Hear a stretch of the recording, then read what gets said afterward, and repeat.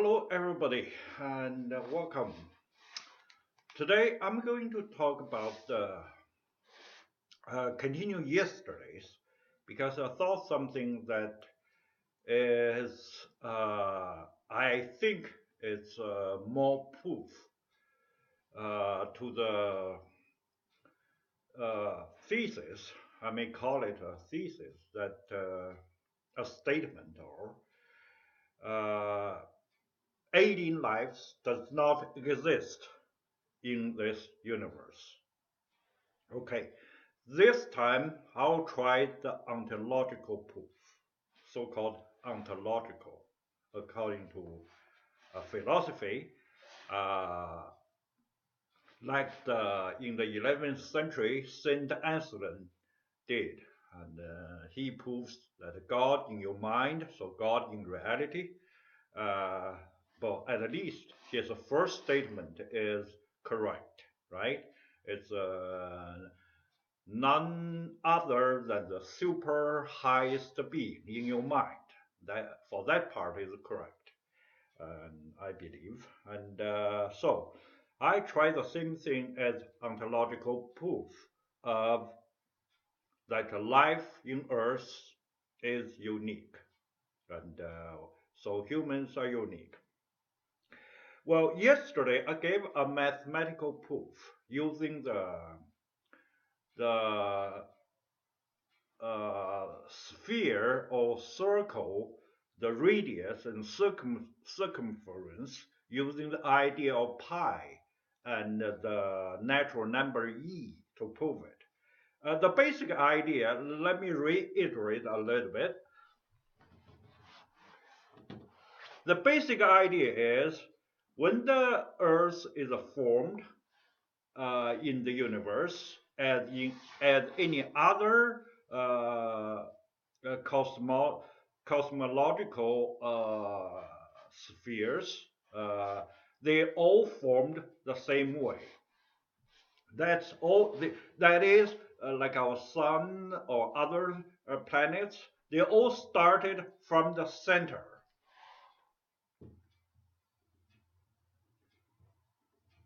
Okay, can you see it? Okay, here is the center, a point. Okay, so cosmic clouds or whatever you call it, a dust or a rocks or whatever after the Big Bang, it first form a center, the center of any planet, any star or whatever. It form a center. Okay, then it goes like that. The arms goes like that.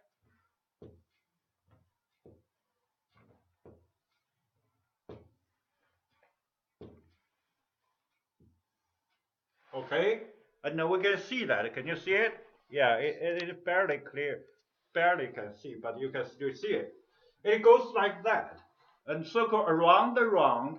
But the point is, the point here I want to stress is, it started from the center and goes around that as radius arithmetically. That is increased step by step, one by one.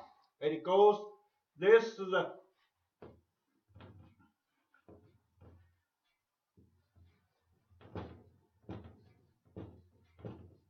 radius, okay? I write it here, radius. Okay, it grows like that. So the circle, the circumference around here formed, oh, okay, is by the pi. That is 3.1415.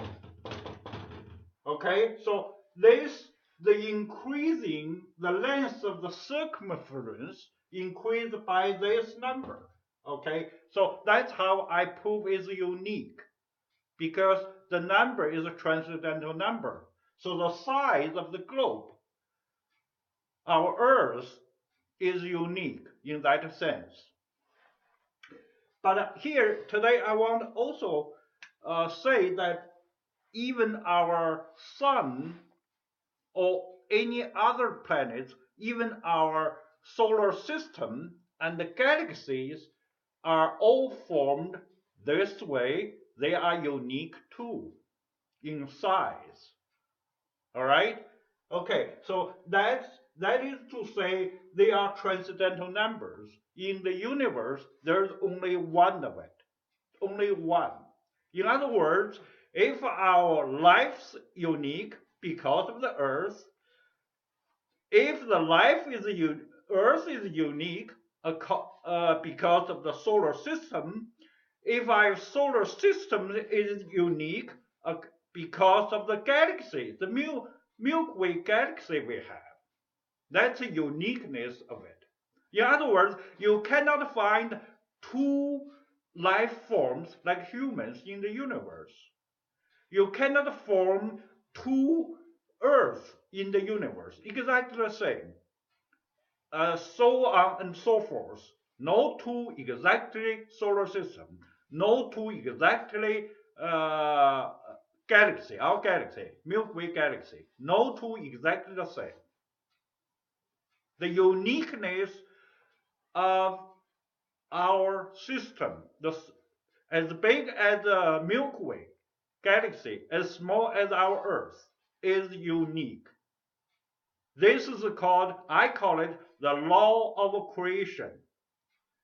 That is the law of transcendental numbers. Okay?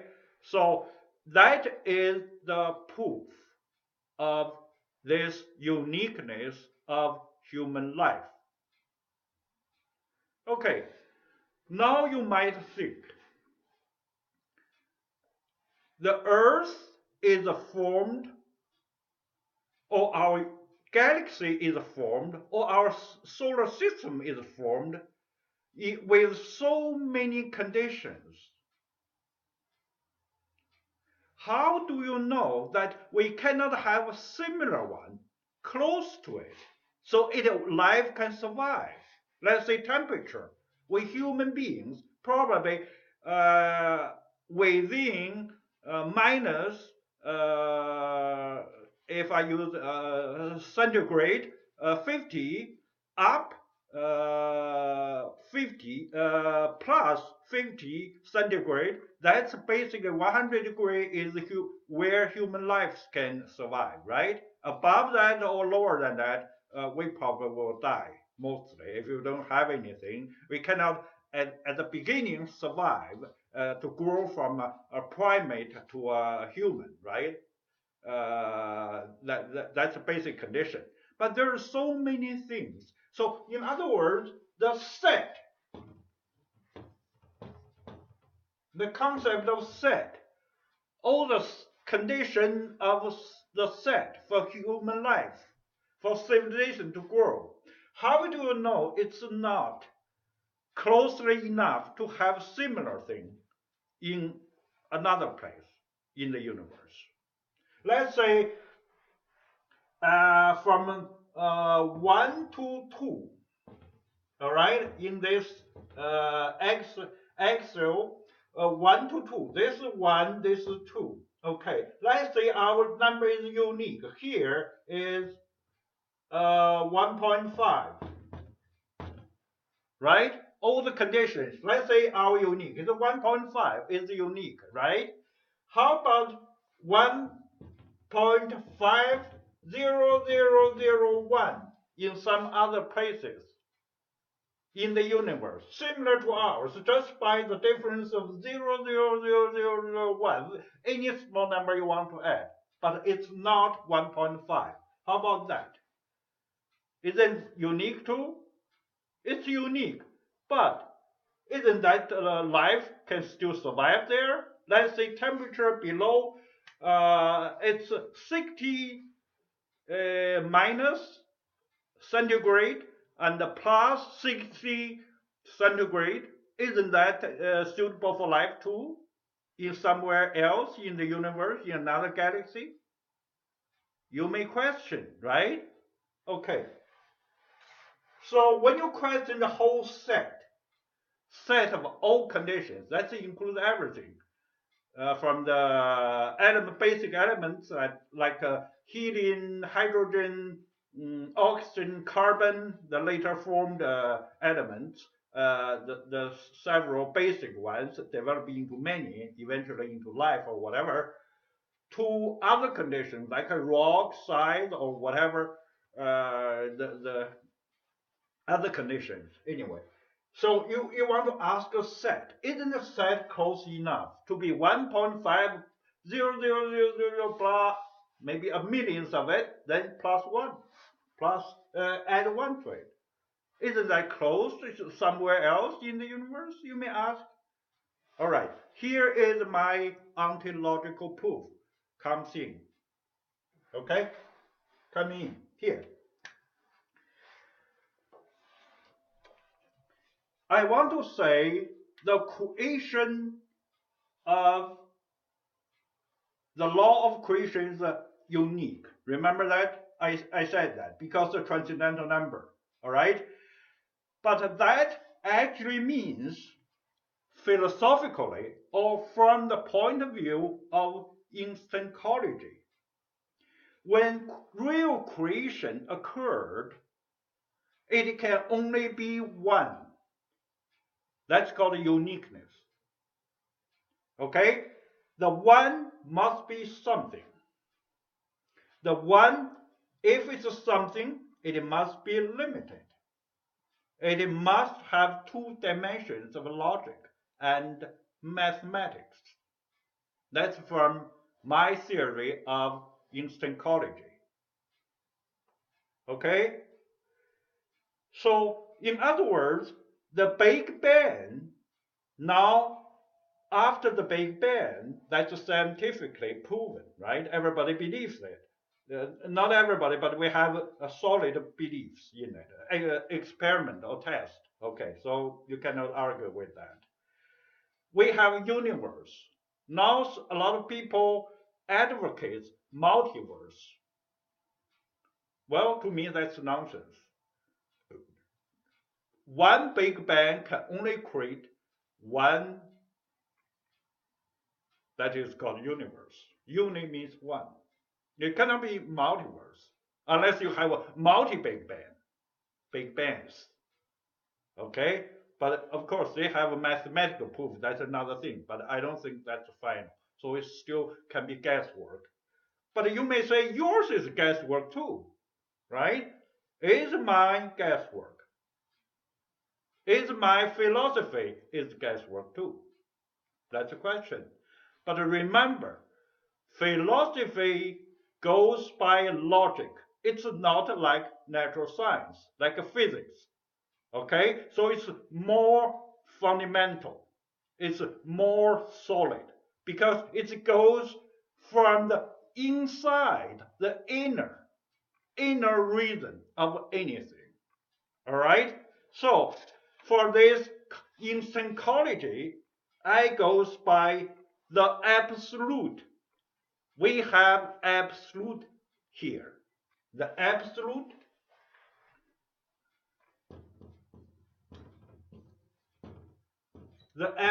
here, the absolute, okay? Then the absolute produced the relative.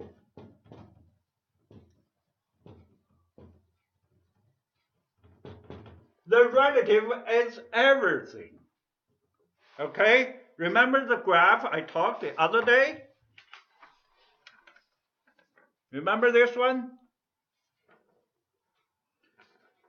This part is called the absolute. Anything here inside is the relative. Everything is relative. Okay? The relative must be something. And the something must be one. The one is occurrence, it's emergence, it's the first thing. Even from Bible we can see that. I'm not a religious person, but I believe in the natural God like Einstein did. But the point is, in the Bible, first Adam is created, right? Then God take a bone from Adam and make Eve, right? Okay, that is the next step. Anyone, when it appeared, it must become two. All right? Human being first is created, life. That's called generation without sex. Then later on, it is split into two, male and female. It started production, generation like that. Okay, the two split into two. It's another. Then the rest we don't need here, right? Okay. So the last four questions you have to ask. Number one, do you believe the absolute exists? You know the relative. You think the relative exists, right? And you complain about things in life. A lot of things are not perfect. You cannot live forever. One day you will die, right? That's called a relative. There's the evil in the world. Of course, it's relative. That's another point I want to stress next time, but not this time. Why evils exist? If it's you think creationism is right here. Okay? If you believe the absolute is correct, if you do you think the absolute can create, when it creates, the relative? That's the second question. If the third question is, if the relative you think that's correct, it must be something rather than nothing. I use this phrase, but it's a misleading too sometimes. All right? So, something, the next question is, if it's something, it must first be one. Okay? So, ask yourself the four questions. That's more fundamental. If you believe that's true, that's my basis of saying the set of all conditions points to the uniqueness of this human life on Earth. The uniqueness of human life, human civilization in the universe. That's my proof. I call it ontological proof. Okay, of course, ontology means the being, the study of being or study of existence. Here is a little bit misleading because the absolute, when you come to the absolute doesn't have the relative yet. So there's no ontology, of course. But for the sake of speaking here, we can only say ontological proof. Okay, so that's basically my what I want to stress here. So the alien does not exist in the universe. We humans are unique based on this philosophy of Instancology and Absolutology. It seals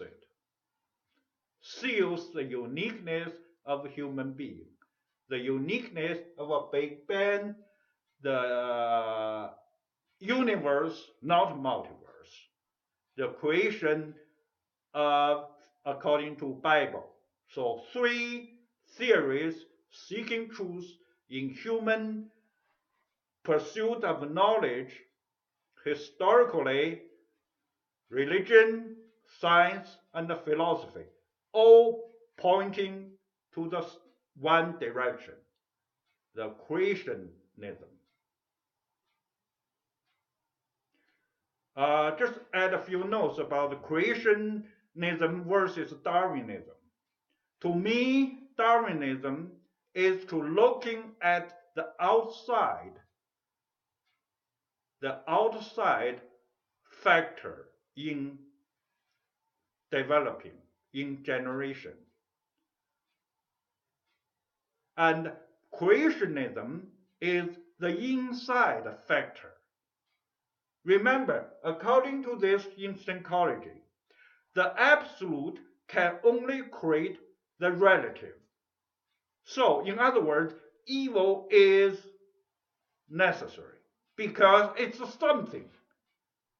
It is limited. It has defects. That's why. So, fundamentally speaking, we shouldn't even put forward the argument of creationism versus Darwinism. They are both exist in our lives. From the inner side, you always see creationism. From the outside, you always see Darwinism. That's a selection by nature, right? It's a competition, right? The fittest survive. That's basically the tenets of Darwinism. Like any seed, it can understand. You know, a seed, normally it can grow into a big tree, right? Or flower, whatever. But that's only you see it from the inside point of view.